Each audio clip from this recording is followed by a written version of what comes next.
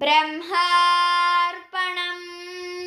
కవిం పురాణమనుశాసితారం అనోరణీయాం సమనుస్మరేద్యః సర్వస్య ధాతారమచింత్య రూపం ఆదిత్యవర్ణం తమసః పరస్తాత్ ప్రయాణకాలే మనసాచలేన భక్త్యా యుక్తో యోగబలేన చైవ భ్రువోర్मध्ये ప్రాణమావేశ్య సమ్యక్ సతం పరం పురుషముపైతి దివ్యం.